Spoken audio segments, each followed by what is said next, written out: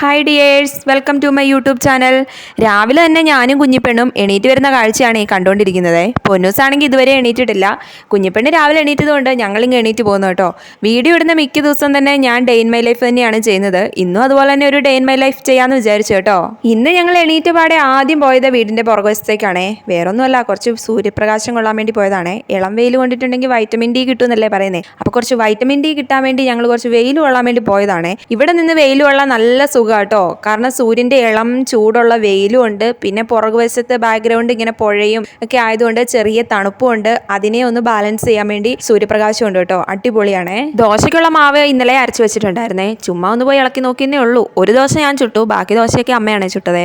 ദോശയ്ക്ക് കൂടെ കഴിക്കാനുള്ള ചട്നിയൊക്കെ അരച്ച് റെഡിയാക്കി വെച്ചിട്ടുണ്ട്. ഇത് കടുവും കൂടെ പൊട്ടിച്ചെടുക്കണം. പൊന്നൂസ് എണീറ്റ് വന്നായിരുന്നേ. കുഞ്ഞിനെയും കൊണ്ട് ചായ കുടിക്കുന്ന തത്രപ്പാടിനിടയിൽ വീഡിയോ എടുക്കുന്ന കാര്യം മറന്നുപോയി കേട്ടോ. പിന്നെ ഇന്ന് നമുക്ക് നല്ല മത്തി കിട്ടിയിട്ടുണ്ടായിരുന്നു കേട്ടോ. കുഞ്ഞ മത്തിയെ കാണുമ്പോൾ കുറച്ച് വലിപ്പമൊക്കെ തോന്നിയാലും ഇത് വെട്ടിയൊക്കെ എടുത്തപ്പോൾ നത്തോലിയുടെ അത്രേ വലിപ്പം ഉണ്ടായിരുന്നുള്ളേ. 2 കിലോ വാങ്ങി കേട്ടോ. 100 രൂപ ഉണ്ടായിരുന്നുള്ളൂ 1 കിലോയ്ക്ക്. 1 കിലോ അമ്മാമ്മയ്ക്ക് കൊടുക്കാം, 1 കിലോ ഇങ്ങോട്ടേക്ക് എടുക്കാമെന്ന് വിചാരിച്ച് മേടിച്ചതാണേ. 1 കിലോ മത്തിയുണ്ട്, അതും ചെറിയ മത്തിയും കൂടി ആയതുകൊണ്ട് പിന്നെ പറയണ്ടല്ലോ. അമ്മയും മാളും കൂടെ ഇവിടെ മീൻ വെട്ടുന്ന മത്സരം നടന്നുകൊണ്ടിരിക്കുവാണേ. അമ്മ അവിടെ ഇരുന്ന് വെട്ടുന്നു, മാളും ഇവിടെ ഇരുന്ന് വെട്ടുന്നു. അതിനിടയിൽ ഒന്നിലും പെടാതെ ഇതേ 1 എടുത്താൽ 2, 2 എടുത്താൽ 3 എന്നും പറഞ്ഞ് പൊന്നൂസ് ഇതാ മീൻ ലേലം വിളിച്ചുകൊണ്ടിരിക്കുവാണേ. ഇന്നലെ അമ്മ പറമ്പിലേക്ക് ഒന്ന് പോയിട്ടുണ്ടായിരുന്നേ, വാഴക്കൊലയൊക്കെ ഉണ്ടോ നോക്കാൻ വേണ്ടിയിട്ട്. അധികം ഒന്നും കിട്ടിയിട്ടില്ല കേട്ടോ. 3 എണ്ണേ കിട്ടിയുള്ളൂ. കുറേ പഴുത്ത് ഇങ്ങനെ കിളികളൊക്കെ കൊത്തി തിന്നിട്ടുണ്ടായിരുന്നേ. പിന്നെ കുറച്ച് മൂത്ത് ഇങ്ങനെ വിണ്ടും പോയിട്ടുണ്ടായിരുന്നു. എന്താണേലും ഇത് കടയിൽ കൊടുക്കത്തില്ലല്ലോ, കടയിൽ കൊടുക്കാൻ പറ്റത്തില്ലല്ലോ, കടയിൽ എടുക്കത്തില്ല. അപ്പോൾ പിന്നെ നമ്മൾ വീട്ടിലേക്ക് എടുക്കും, പിന്നെ അയൽവക്കത്തെ വീട്ടിലൊക്കെ കൊടുക്കും കേട്ടോ. പിന്നെ ഒരു 2-3 മുട്ടക്കാട്ടം കപ്പളങ്ങയും മാങ്ങാണ്ടി പോലത്തെ 2 വാഴച്ചുണ്ടും കിട്ടിയിട്ടുണ്ടായിരുന്നേ. കുറച്ച് കാന്താരിമുളകും കിട്ടിയിട്ടുണ്ട് കേട്ടോ. സാധാരണ എപ്പോഴും അമ്മ പോയിട്ടുണ്ടെങ്കിൽ ഒത്തിരി കാന്താരിമുളകും കൊണ്ട് വരുന്നതാണേ. പക്ഷേ ഈ പ്രാവശ്യം ചീനി ഉണങ്ങിപ്പോയി, കുറച്ചേ കിട്ടിയുള്ളൂ കേട്ടോ. ഇതാ റൈസ് കുക്കറിലേക്ക് ഇറക്കി വെക്കാനുള്ള കഞ്ഞിയെല്ലാം ഇവിടെ തിളച്ച് വന്നിട്ടുണ്ടേ. ഇനി ഇത് കുറച്ച് കഴിയുമ്പോഴത്തേക്കും വെന്ത് കിട്ടിക്കോളും. റൈസ് കുക്കറിലേക്ക് ഇറക്കി വെച്ചിട്ടുണ്ടെങ്കിൽ മതി. പിന്നെ ഇപ്പുറത്തെ അടുപ്പിലിരുന്ന് ഇതാ മീൻകറി എല്ലാം തിളച്ച് നല്ല അടിപൊളിയായിട്ട് കുറുകി വന്നിട്ടുണ്ടേ. നല്ല എണ്ണയൊക്കെ തെളിഞ്ഞ് നല്ല പാകമായി വരുന്നുണ്ട്. ഇനി ഇതിലേക്ക് കുറച്ച് പച്ച വെളിച്ചെണ്ണയും കറിവേപ്പിലയും കൂടെ ഇട്ട അടിപൊളി സെറ്റ്. പിന്നെ ഇന്ന് വേറൊരു സാധനം കിട്ടിയിട്ടുണ്ട് കേട്ടോ. ചക്കയെ. ഈ വർഷത്തെ ആദ്യത്തെ ചക്കയാണേ. കാട്ടുചക്ക കേട്ടോ. ചെറിയ വലിപ്പമുള്ളൂ. കാട്ടുചക്കയൊക്കെ പറിക്കാൻ ഏത് കാട്ടിൽ പോയി എന്നൊന്നും വിചാരിക്കരുത് കേട്ടോ. ഇത് പൊന്നൂസിന്റെ പപ്പ വന്നപ്പോൾ കൊണ്ടുവന്നതാണേ. ഇതിലും കുറച്ചും കൂടെ വലിപ്പമുള്ള ഒരെണ്ണം ഉണ്ടായിരുന്നു കേട്ടോ. അമ്മ അതിരുന്ന് വെട്ടിപ്പെറുക്കുവാണേ. പക്ഷേ മുള്ളൊക്കെ നല്ല പരന്നതുകൊണ്ട് നല്ല മൂത്തതാന്ന് വിചാരിച്ചതാ. പിഞ്ചായിരുന്നു കേട്ടോ. കുരു ഒന്നും ഊഴ്ന്നു വരുന്നുണ്ടായിരുന്നില്ല, പിഞ്ചായിരുന്നു. ഇനിയിപ്പോൾ മൂത്തതാണേലും പിഞ്ചാണേലും ചെറുതാണേലും വലുതാണേലും ചക്ക നന്നാക്കി എടുക്കുന്ന ഒരു മെനകെട്ട പണിയാണല്ലോ. അമ്മ വെട്ടിയെടുത്ത ചക്കയെല്ലാം ഞാനിതാ നന്നാക്കി എടുക്കുവാണേ. ചക്ക മൂത്തിട്ടുള്ളെന്നുള്ളതിന്റെ സിമ്പലാണ് ഈ പാട ഈ ചക്കക്കുരുവിൽ നിന്ന് ഊഴ്ന്നു വരാത്ത കേട്ടോ. അമ്മ അപ്പോഴത്തേക്കും അമ്മയുടെ കൈയെല്ലാം ക്ലീൻ ചെയ്ത് വന്ന് ഇതാ ചക്കയെല്ലാം അരിഞ്ഞു വെച്ചിട്ടുണ്ട്.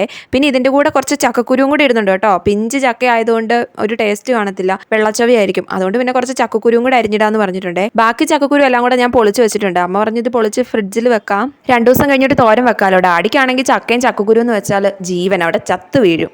ആഘോഷം ഏതായാലും കലണ്ടർ മനോരമ തന്നെ എന്ന് പറഞ്ഞു കേട്ടിട്ടല്ലേ ഉള്ളൂ. അതാണ് എൻ്റെ ഇപ്പോഴത്തെ അവസ്ഥ. ഇവിടെ തേങ്ങയുടെ എന്താവശ്യം വന്നിട്ടുണ്ടെങ്കിലും തേങ്ങ ചിരണ്ടുന്ന ജോലി എനിക്കാണേ.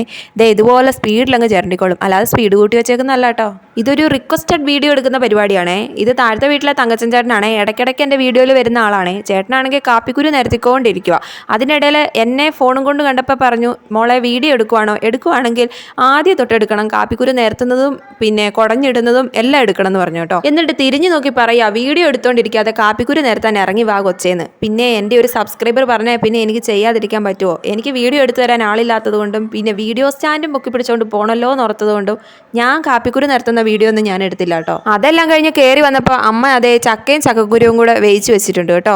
ഇനി ഇത് കഴിക്കുന്നതിന് മുമ്പ് ഒരു സ്ഥലം വരെ പോകാനുണ്ടേ. പോവാനൊക്കെ റെഡി ആയിട്ടുണ്ടേ. മാളും പൊന്നൂസും അകത്ത് എന്തൊക്കെയോ മേക്കപ്പ് പരിപാടിയൊക്കെ നടത്തിക്കൊണ്ടിരിക്കുവാണേ. അമ്മ പോകാനുള്ള വണ്ടി വിളിക്കുവാണേ. ഓട്ടോയ്ക്ക് പോകാമെന്ന് വിചാരിക്കുന്നു. നല്ല വെയിലല്ലേ. ഇവിടുന്ന് അവിടം വരെ നടന്നെത്തുമ്പോഴത്തേക്കും അടുത്ത് ക്ഷീണിച്ച് അവശരാകും. പിന്നെ കുഞ്ഞും കൂടി ഉണ്ടല്ലോ. പിന്നെ പൊന്നൂസിന് മാളുവിനെ അൽപ്പോനെ കണ്ടിട്ടുണ്ടെങ്കിൽ വിക്രമാദിത്യനും വേതാളം പോലെയാണ്. ആരുടെയെങ്കിലും ഒക്കത്ത് കയറിയിരുന്നില്ലെങ്കിൽ അവക്കൊരു സമാധാനവും കിട്ടത്തില്ല.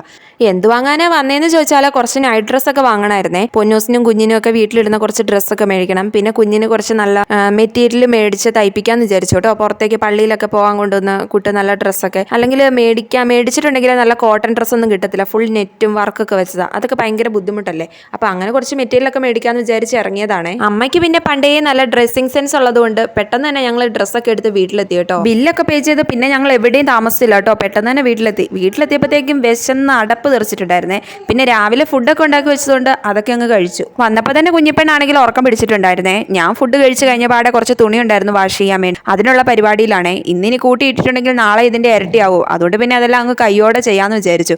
ഇതിനിടയ്ക്ക് അമ്മയും ആളും കൂടെ കുളിച്ച് റെഡിയായിട്ട് അതാ പള്ളിയിലേക്ക് പോകാൻ വേണ്ടി ഒരുങ്ങി ഇറങ്ങിയിട്ടുണ്ട്. 4 മണിയൊക്കെ ആയിട്ടുണ്ടായിരുന്നു സമയം. ഈ സമയത്ത് 4:05 ആകുമ്പോൾ കാപ്പിമലയിൽ ഒരു ബസ് വരാനുണ്ട്. ആ ബസ്സിന് കയറുവാണെങ്കിൽ നടക്കാതെ പള്ളിയുടെ അവിടെ പോയി ഇറങ്ങാലോ. ബസ്സിന് പോകാൻ വേണ്ടി അവർ ആ റോഡിലേക്ക് കയറി നിൽക്കുവാണേ. തുണി ഇളക്കാനുള്ള പരിപാടിയുടെ ഇടയ്ക്കാണ് ഞാൻ അവരുടെ വീഡിയോ എടുക്കാൻ പോയത് കേട്ടോ. ലിക്വിഡ് തീർന്നു പോയിട്ടുണ്ടായിരുന്നേ. അതുകൊണ്ട് ഞാൻ കുറച്ച് സോപ്പ് പൊടി വെള്ളത്തിൽ കലക്കിയിട്ടാണ് ഒഴിക്കുന്നത്. അതിനിടയിൽ ഞാൻ ഈ പുറകോട്ട് തിരിഞ്ഞ് നോക്കുന്നത് എന്താണെന്ന് വെച്ചാൽ കറക്റ്റ് ടൈമിൽ തന്നെ അവരുടെ ബസ് വന്നു കേട്ടോ. അതിനിടയ്ക്ക് പൊന്നൂസ് മെഷീൻ്റെ അകത്ത് ലിക്വിഡ് ഒഴിച്ചോളാന്ന് പറഞ്ഞ് അവളും അടുത്ത് വന്ന് നിൽപ്പുണ്ടേ. സോപ്പ് പൊടി ഇങ്ങനെ വെള്ളത്തിൽ കലക്കി ഒഴിക്കുന്നത് കൊണ്ട് എന്തെങ്കിലും സൈഡ് എഫക്റ്റ് ഉണ്ടാവുമെന്നൊന്നും എനിക്കറിയത്തില്ല. ഒരിക്കലും ഞാൻ വാഷിംഗ് പൗഡറായിട്ട് ഇങ്ങനെ ഇട്ടപ്പം തുണിയിലൊക്കെ ഇങ്ങനെ പിടിച്ചിരുന്നായിരുന്നു. അത് കഴിഞ്ഞ പിന്നെ ഞാൻ ഇങ്ങനെയാണ് ചെയ്യുന്നത്. ഇതെല്ലാം കൂടെ അലക്കി സെറ്റാക്കി വരുമ്പോഴത്തേക്കും ഇന്നലത്തെ തുണിയെല്ലാം കൂടെ പിറക്കി കൂട്ടി എടുത്ത് വെച്ചിട്ടുണ്ട് കേട്ടോ. ഇതെല്ലാം ഒന്ന് അടുക്കി പിറക്കി മടക്കി വെക്കണം. എന്നിട്ട് വേണം ആ തുണിയെല്ലാം കൂടി ഒന്ന് വിരിച്ചിടാൻ വേണ്ടി. തുണി മടക്കുന്ന വീഡിയോ ഒക്കെ എടുത്തായിരുന്നു, പക്ഷേ അത് എങ്ങനെയോ അത് മിസ്സായി പോയി കേട്ടോ. ഞാൻ തുണി മടക്കി വന്നപ്പോഴത്തേക്കും പൊന്നൂസ് അതാ എനിക്കുള്ള അടുത്ത പണി ഇവിടെ റെഡിയാക്കി വെച്ചിട്ടുണ്ട്. അവളുടെ കുറേ കളിപ്പാട്ടം നിരത്തി വെച്ചിട്ടുണ്ട്. ഇനി ഇതെല്ലാം കൂടി പെട്ടെന്ന് തന്നെ വാരിപ്പെറുക്കി വെച്ചിട്ട് വേണം കുളിക്കാൻ പോകാൻ. ഞാൻ വോയിസ് ഓവർ എടുക്കുമ്പോൾ രണ്ടുപേരും ഇടം വലവുമായിട്ട് എൻ്റെ അടുത്തുണ്ട്. അതാണ് ഈ സൗണ്ടൊക്കെ കേൾക്കുന്നത്. തുണി ഞാൻ 40 മിനിറ്റിലായിരുന്നു വാഷ് ചെയ്യാൻ വേണ്ടി വെച്ചത്. 10 മിനിറ്റ് ബാലൻസ് ഉള്ളപ്പോൾ ലാസ്റ്റത്തെ റിൻസ് ആവുമേ, ഉരുപ്പിഴിയിലെ ലാസ്റ്റത്തെ ആവും. അന്നേരം ഞാൻ ഒരടപ്പ് കംഫർട്ട് ഒഴിച്ചു കൊടുക്കും കേട്ടോ. ഈ അടപ്പിന് ഒരടപ്പ് ഞാൻ ഒഴിച്ചു കൊടുക്കും. അന്നേരം നല്ല തുണിയിൽ നല്ല സ്മെല്ലുണ്ടാവുമല്ലോ. പിന്നെ ഇങ്ങനെ ചെയ്യുന്നത് കൊണ്ട് മെഷീൻ എന്തെങ്കിലും ദോഷം ഉണ്ടാവുമെന്നൊന്നും എനിക്കറിയത്തില്ല. ഇങ്ങനെ ആരെങ്കിലും ഒക്കെ ചെയ്യുമോന്നും അറിയില്ല. ഞാൻ ഇങ്ങനെയാണ് കുറച്ച് നാളായിട്ട് ചെയ്യുന്നത്. അപ്പോൾ ഇന്നത്തെ വീഡിയോ ഇത്രയേ ഉള്ളേ.